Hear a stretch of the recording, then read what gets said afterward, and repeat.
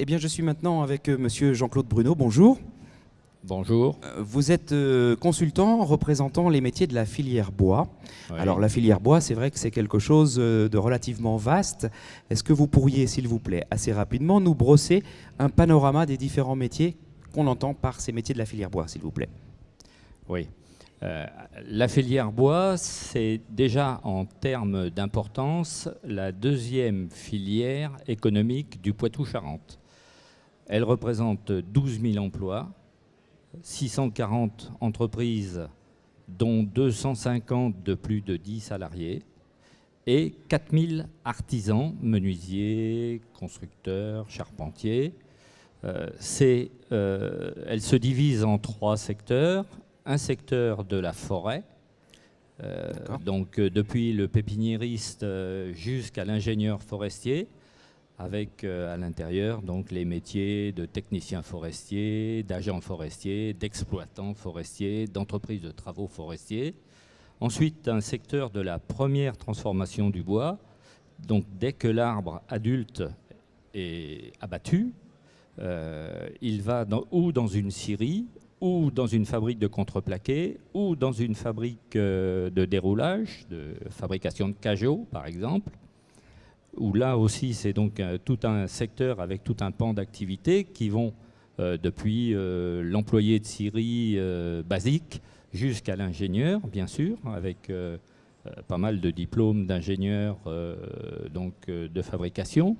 Puis ensuite un deuxième secteur qu'on appelle la deuxième transformation du bois, où là, c'est la suite et la construction de la maison, c'est-à-dire ce que la scierie a débité en planches, en madriers, en poutres, se transforme donc en une maison.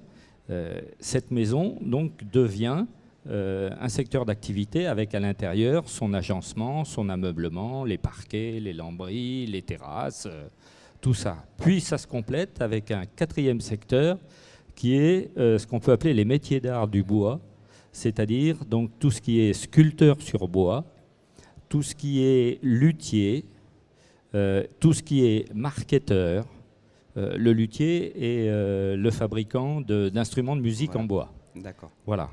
D'accord. Donc effectivement, c'est relativement vaste.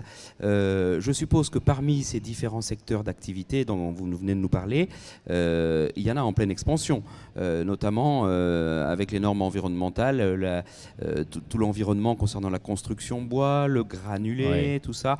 Qu'est-ce que vous pouvez nous en dire?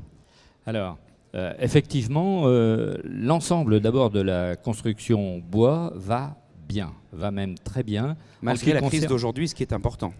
Oui, le seul frein est malheureusement le financement de ce secteur d'activité, où là c'est toujours délicat, mais c'est l'ensemble de la construction nationale qui est comme ça aussi. On le voit bien avec les conséquences sur l'immobilier qui est pratiquement arrêté actuellement.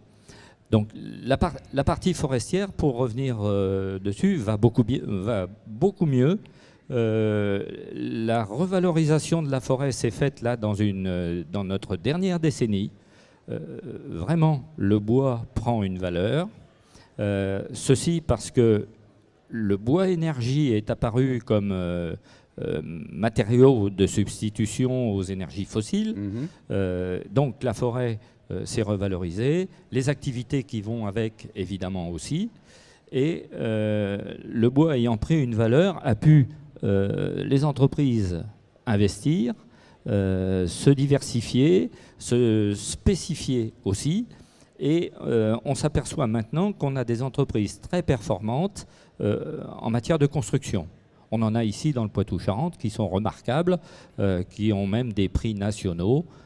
Ici, dans le nord des Deux-Sèvres, on a des entreprises qui vont bien, même très bien. Donc, ces entreprises qui vont bien, est-ce à dire qu'éventuellement, elles sont en recherche de personnel? Et si oui, quel type de personnel?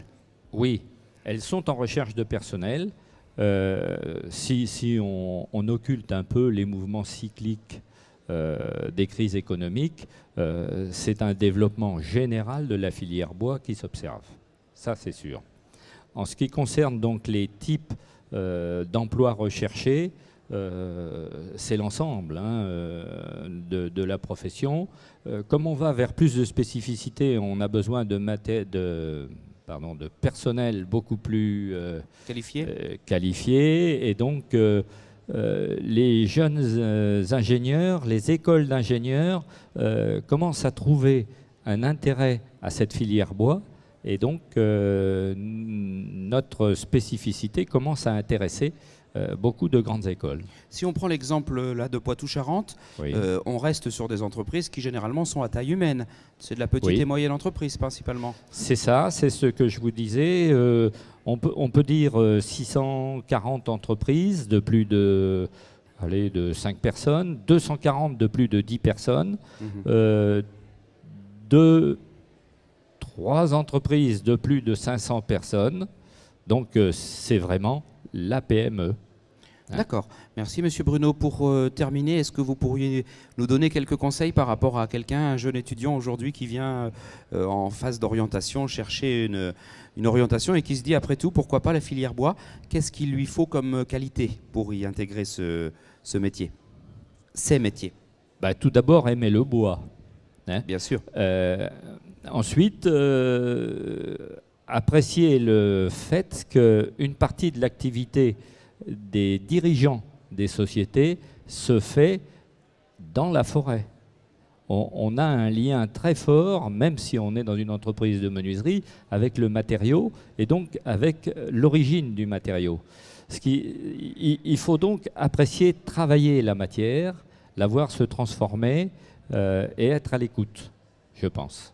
Très bien, merci. J'espère que nous aurons donné envie à des vocations. Merci, Monsieur Bruno. J'espère aussi.